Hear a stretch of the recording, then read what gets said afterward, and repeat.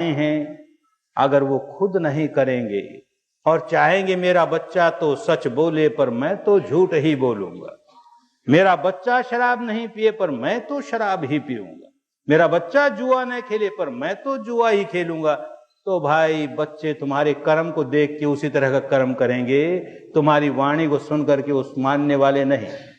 पहले स्वयं करना सीखे। भारत में ये भारत की पुरानी विद्या फिर जाग गई, धर्म की गंगा फिर बहने लगी।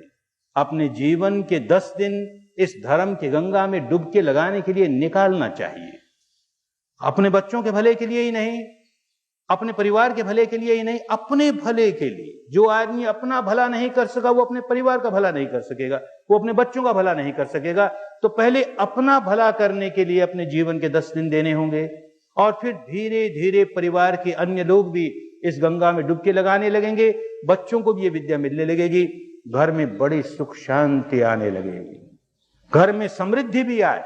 हम नहीं कहते कि परिवार कंगाल रहे, हम नहीं कहते कि देश कंगाल हो, खूब समृद्धि हो, लेकिन उसके साथ साथ खूब शांति हो, चित्त की निर्मलता हो, जीवन आदर्श जीवन हो।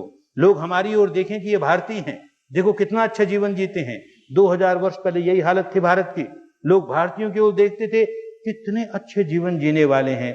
आज कोई ऐसा नहीं देखता भारतीयों की ओर। बाहर फिरता हूं जगह जगह तो खूब जानता हूं कि भारतीयों को कुछ हेय दृष्टि से देखते हैं, बातें बहुत करते हैं अध्यात्म की, इनके जीवन में अध्यात्म नहीं है, ऐसा सब जानते हैं।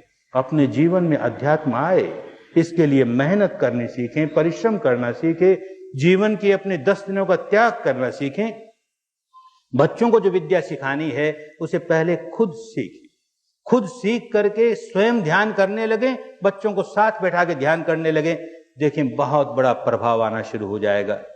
विद्यार्थियों को सिखाने के पहले जो स्कूल के टीचर हैं वो स्वयं ध्यान करने लगे, फिर बच्चों के साथ 10 मिनट बैठ के ध्यान करें, देखें कितना बड़ा फर्क आने लग गया। भारत अध्यात्म देश है, इसमें तो अध्यात्म जागना ही चाहिए। केवल बातों वाला अध्यात्म नहीं जागे, वो तो बहुत जाग गया, अब करने वाला अध्यात्म जागे। अध्यात्म शब्द का अर्थ यह कि अपने भीतर की सच्चाई को स्वयं देखना, वो अध्यात्म कहा जाता है।